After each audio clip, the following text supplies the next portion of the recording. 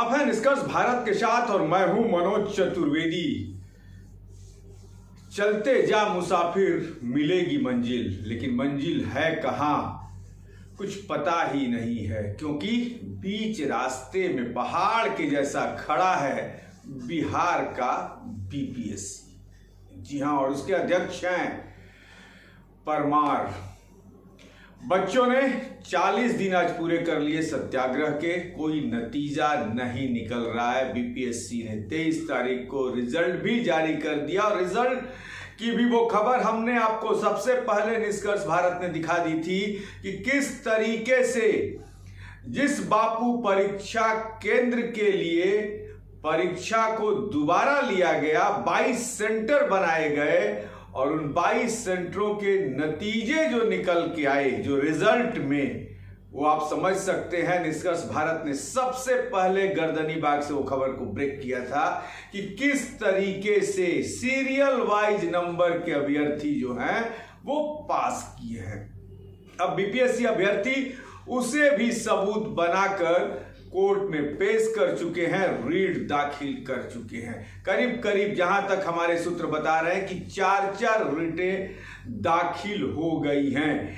आपको याद ही होगा, वाईबी गिरी पटना उच्च न्यायालय के वरिष्ठ अधिवक्ता जो हैं वो केस लड़ रहे हैं। उसके बाद से और भी तमाम जो केस हैं वो लड़े जा रहे हैं, रीट दाखिल की गई है, लेकिन सबूत ठोस निकाल के बीपीएससी के विरुद्ध अभ्यर्थी जो हैं वो दे रहे हैं। आपको हमने वो भी खबर दिखाई जब अभ्यर्थी राम जी के भक्त हनुमान जी के दरबार पहुंचे, पटना के हनुमान मंदिर पहुंचे, अर्जी लगाई और अर्जी लगाकर कहा कि कम से कम परमार को बुद्धि तो दे दो, यानी कि बीपीएससी के चेयरमैन को बुद्धि तो दे दो।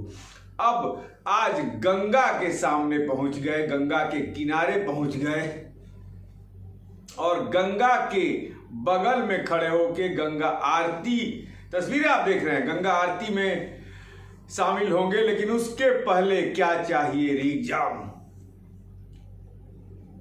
क्या चाहिए रीएग्जाम के नारे लगे, तस्वीरें आप देख रहे हैं। और तमाम उस एनआईटी घाट पे मौजूद लोगों ने उनका समर्थन किया। ये तस्वीरें वास्तव में बीपीएससी के अभ्यर्थियों का दर्द तो कहीं ना कहीं बयान करती है। तस्वीरें आप देख रहे हैं हमारी दाहिनी ओर, ये तस्वीरें चल रही हैं किस तरीके से हजारों विद्यार्थी आज फिर जमा हो गए एनआईटी पर। लेकिन हमारे सूत्र वो बता रहे हैं कि बहुत बड़ी खबर एक आने वाली है, जिस खबर को सुनकर आप चौकन्ना हो जाइएगा। जी हां, शायद पटना अगले महीने के पहले सप्ताह में ही बीपीएससी विद्यार्थी जो है पूरे पटना को घेरेंगे। जी हां, निश्चित तौर पर ये आंदोलन जो सत्याग्रह है ये एक बड़ा रूप लेने वाला है। और अब तो उसमें वो भी विद्यार्थी शामिल हो रहे हैं जो परीक्षा में पास नहीं हुए हैं, क्योंकि उन्हें पहले तो ये डर था कि कहीं भैया हम निकल गए और बीपीएससी का जो एग्जाम है वो हमने निकाल लिया, उसके पहले कहीं एफआईआर वगैरह बीपीएससी ने कर दिया तो मामला बिगड़ सकता है।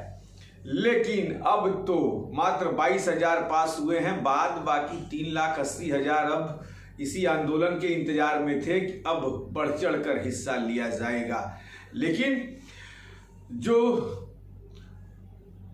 परिस्थितियां सामने बन रही हैं उन परिस्थितियों से तो अब यही लगता है कि बीपीएससी अभ्यर्थियों का जो विश्वास है अब सिर्फ न्यायालय पर ही रह गया है। जी हां, भाजपा के ऑफिस में भी गए, मिलने सम्राट चौधरी से गए, वहां भी डंडे बरसा दिए गए उन पे। जिस दरवाजे पे जाते हैं वहां ही डंडे बरसा दिए जाते हैं। अब भगवान और न्याय इन्हीं दो के भरोसे चल रहे हैं बीपीएससी के अभ्यर्थी। और यहां तक अब आप समझ सकते हैं कि 11 अभ्यर्थियों को बीपीएससी ने नोटिस जारी करके कह दिया है कि अब आप परीक्षा में बैठने के काबिल नहीं हैं। भाई, आपने जो पहली परीक्षा ली वो 11 विद्यार्थी आपने कहा कि पेपर लेकर बाहर चले गए थे, अनियमितता फैला रहे थे। बोर्ड जो यूपीएससी जो है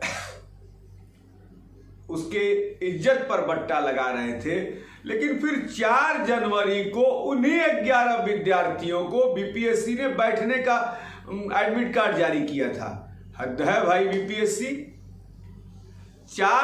पहली परीक्षा में आपने देख लिया कि अनियमितता इन्होंने फैलाई है, फिर 4 तारीख को उनको एडमिट कार्ड जारी कैसे कर दिया?